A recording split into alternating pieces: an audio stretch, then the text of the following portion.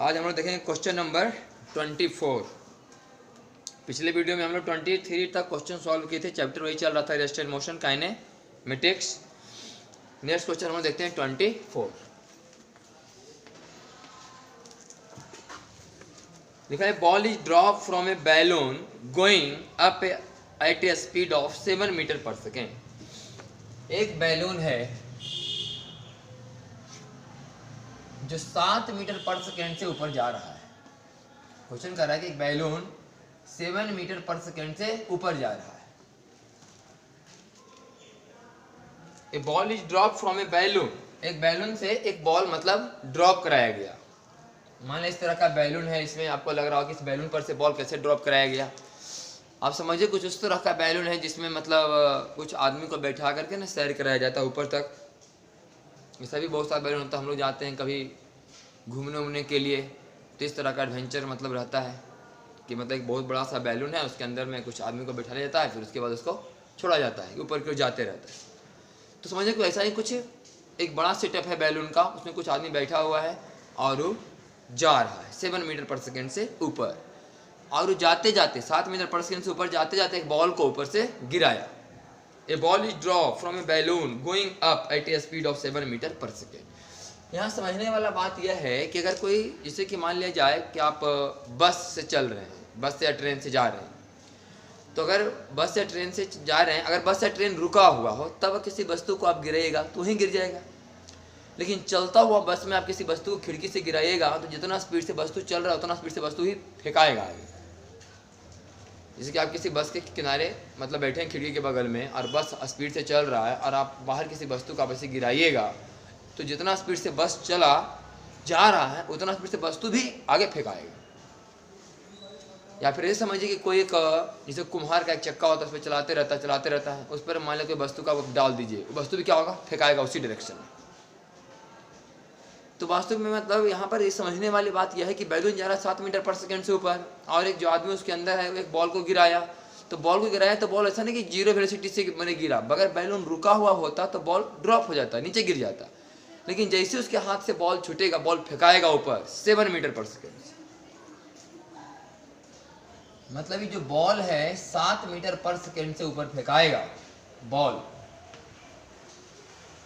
क्योंकि balloon 7 metre पर ऊपर जा रहा है ना। अगर बैलून रुका हुआ होता तो बॉल ड्रॉप कर जाता, लेकिन 7 मीटर पर सेकेंड चूंकि ऊपर जा रहा है तो 7 मीटर पर सेकेंड से ऊपर फेंकाएगा पहले। आप कह रहा है the balloon was at a height 60 metre. जिस समय ये बॉल गिरा उस समय हाइट कितना था, 60 मीटर पर बैलून था। कहने का मतलब बॉल को 60 मीटर हाइट पर था जब ये बैलून, तब बॉल को ड्रॉप किया गया था, छोड़ा गया था। तो ड्रॉप किया गया तो नीचे थोड़ी गिर जाएगा, 7 मीटर पर सेकेंड से ऊपर जाएगा ये 60 metre at the time of dropping the ball. जिसमें बॉल को ड्रॉप किया गया था ना उसमें बैलून 60 मीटर ऊपर था। How long will the ball take in reach the ground. Ball को नीचे पहुंचने में कितना समय लगेगा। चलिए निकाल देते हैं बॉल को नीचे पहुंचने में कितना समय लगेगा ग्राउंड पर। यहाँ पहला बात ये समझ लिए कि 7 मीटर पर सेकेंड से ऊपर गया है तो अब बैलून से कोई लेना देना नहीं है, हमको तो बॉल से लेना देना है। बैलून का क्या उससे थोड़े मतलब है, बॉल कितना देर में नीचे पहुंचेगा क्वेश्चन तो ही कर रहा है। तो 7 मीटर पर सेकेंड से चूंकि बॉल ऊपर जा रहा है तो फिर 7 मीटर पर सेकेंड से नीचे भी आएगा। यहाँ पर इस बात आप थ्योरी में कर चुके हैं कि जितना वेलोसिटी से आप किसी वस्तु को फेंकते हैं धीरे धीरे जाके रुकता है और फिर जब उधर से आना शुरू होता है तो उस लेवल पर उतना ही वेलोसिटी होता है। तो अगर यहाँ वेलोसिटी 7 है, धीरे धीरे रुकेगा और ऊपर वेलोसिटी 0 होगा, फिर ऊपर से जब आएगा तो इस लेवल में वेलोसिटी 7 ही होगा। तो यहाँ से जो गया और फिर रुका, यहाँ से बॉल ऊपर गया रुकेगा फिर ऊपर से नीचे आएगा, यहाँ तक आने में कितना समय लगेगा। तो फॉर्मूला हमने पढ़ा ना कि जाने में कितना समय लगता है, u/g। थ्योरी में कराया गया आपको कि जब किसी पार्टिकल को आप u वेलोसिटी से ऊपर फेंकते हैं कितना समय के बाद वो रुकता है, बोले u/g।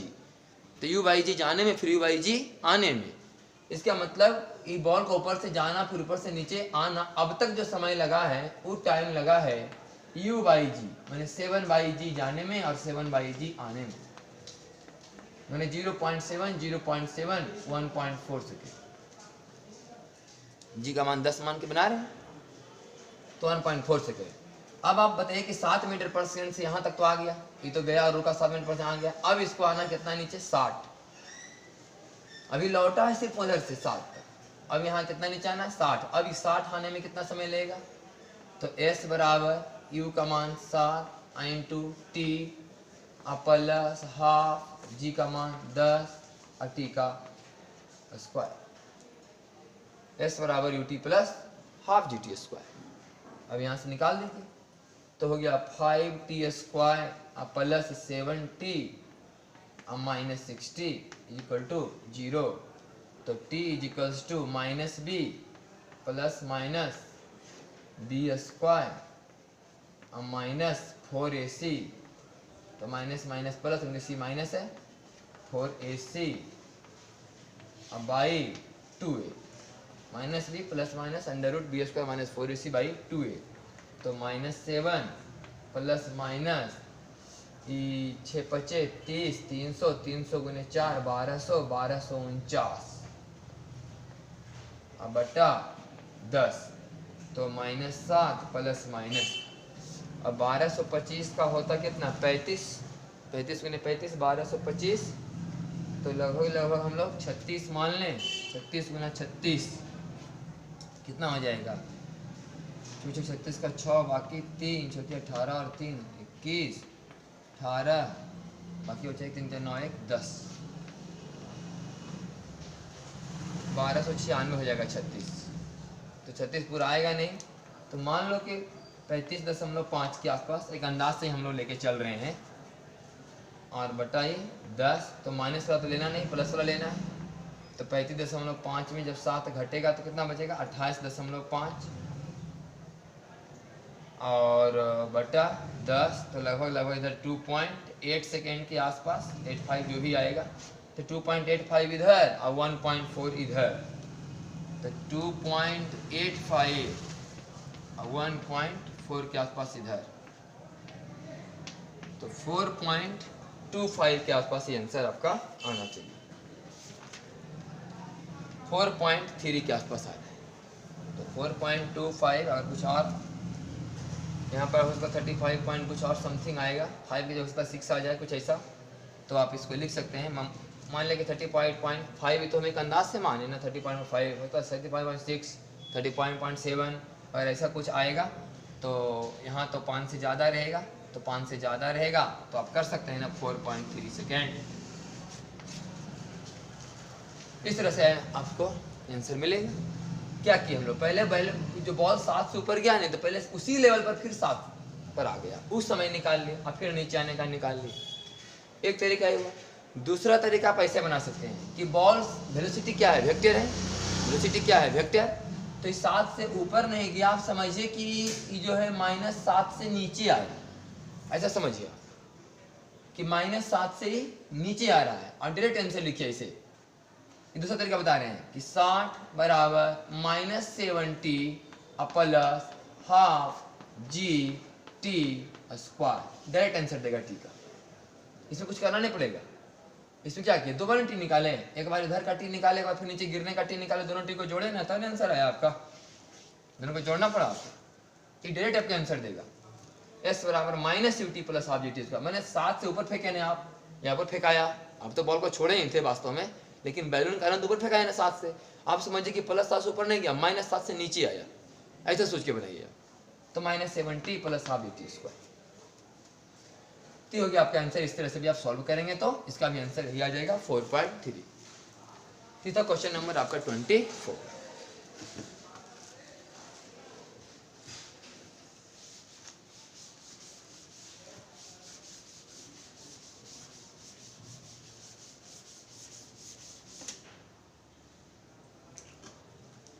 चलिए 25, A stone is thrown vertically upward with a speed of 28 metre पर सेकेंड। एक स्टोन को ऊपर की तरफ फेंका गया 28 मीटर पर सेकेंड से। Find the maximum height reach by the stone, ये मैक्सिमम कितना हाइट तक जाएगा, माने जब तक ये रुक न जाए तब तक कितना डिस्टेंस ट्रेवल करेगा। हमारा पता है हम लोग यू स्क्वायर बाई 2g, तो 28 गुने 28 बाई 2, और g का मान तो कुछ इसमें लिखा हुआ है नहीं, तो हम लोग 10 ही मान के बना देते हैं, तो कितना हो जाएगा, ये ये हो जाएगा आपका 14, आई हो जाएगा कितना 2.8, तो 14 और गुना 2.8 कितना आएगा 14 गुना 20 280 और 14 गुने 8 गुना कर लेते हैं कितना 280 और 8 चुके 32 के 2 बाकी बचा 3, 8 3 11, 2 8 9 2 1 3, तो हो जाएगा हम लोग का लगभग कितना 39.2 के आसपास।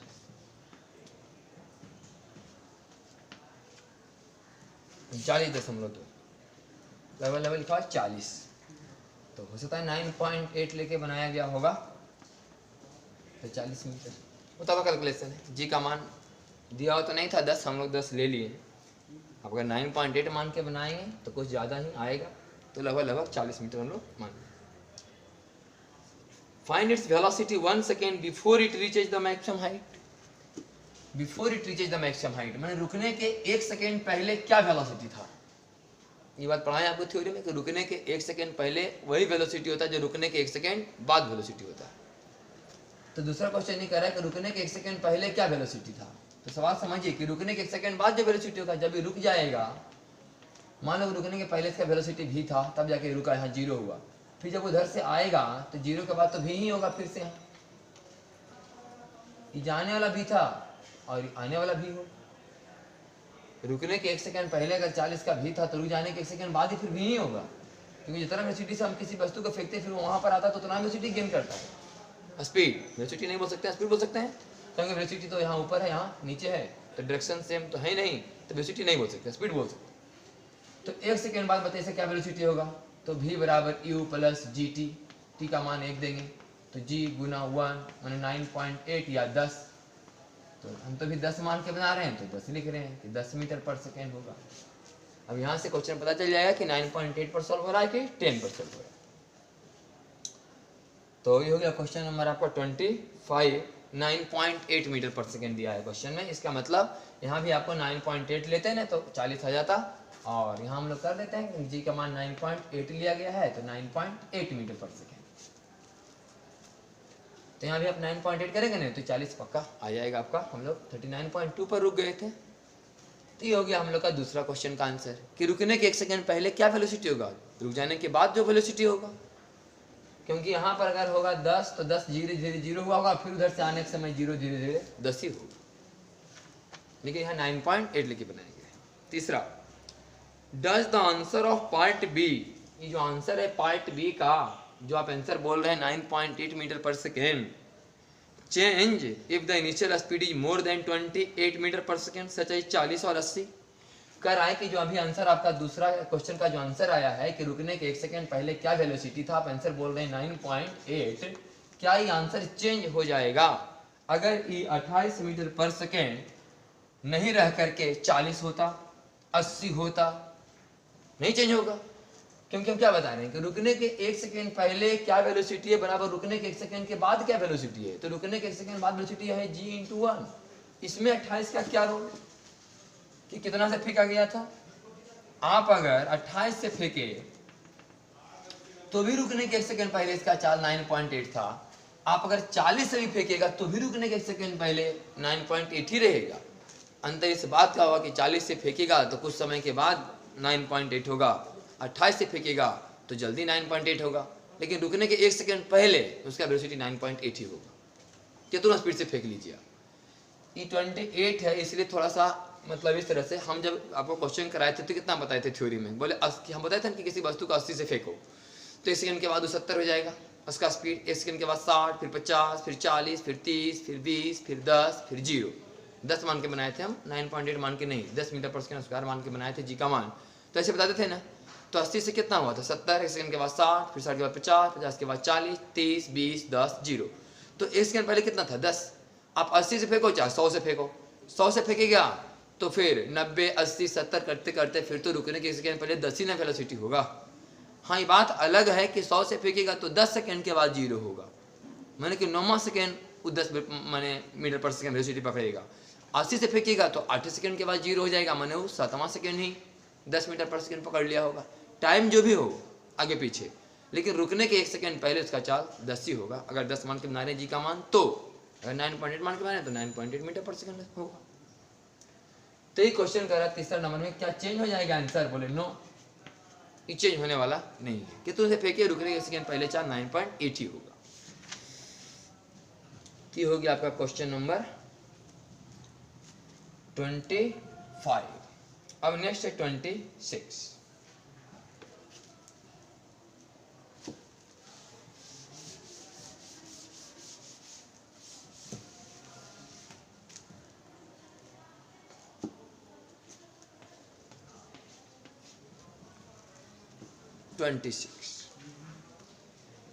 के person sitting on the top of a tall building is dropping balls at regular intervals of 1 second. एक लंबा बिल्डिंग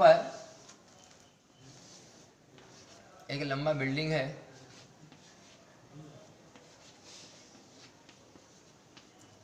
इस पर एक आदमी बैठा हुआ है और धीरे धीरे बॉल को गिरा रहा है रेगुलर इंटरवल पर 1 सेकेंड पर। A person sitting on the top of a tall building is dropping balls at regular intervals of 1 second. हर एक सेकंड के बाद एक बॉल गिराता है, हर एक सेकंड के बाद बॉल गिराता है। मान लें कि पहला बॉल ही गिराया, छोड़ा, तो पहला बॉल जब 1 सेकंड चल लेगा तब दूसरा बॉल गिरने को तैयार है। जब पहला बॉल 2 सेकंड चल लेगा और दूसरा बॉल 1 सेकंड चल लेगा तब तीसरा बॉल गिरने को तैयार है। हर एक बीच का इंटरवल कितना है? 1 सेकेंड का, 1 सेकेंड। जब चौथा बॉल गिरने को तैयार होगा तो तीसरा 1 सेकेंड चल लिया होगा, दूसरा 2 सेकेंड चल लिया होगा और पहला 3 सेकेंड चल लिया होगा।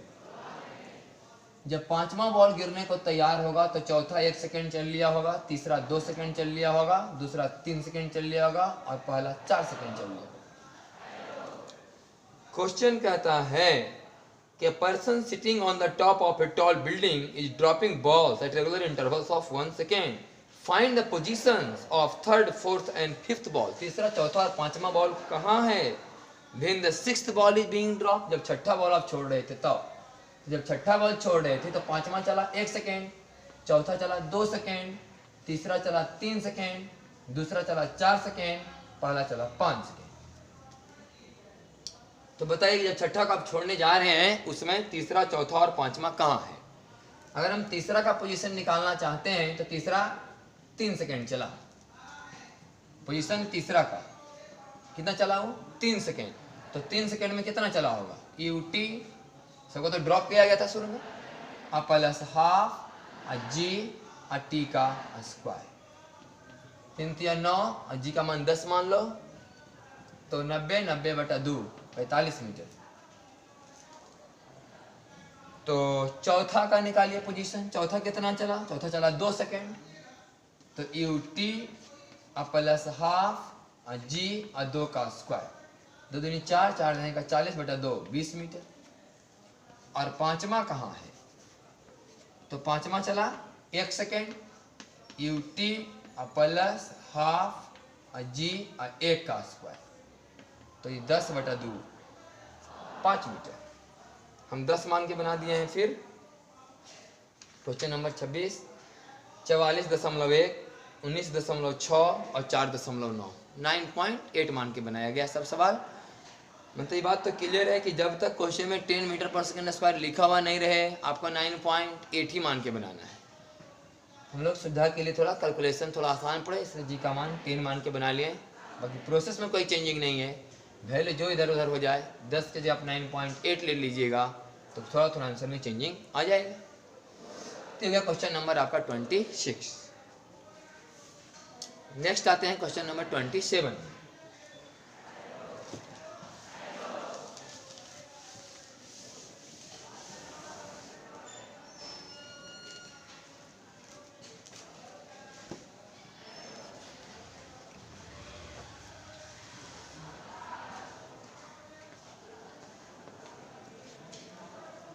A healthy young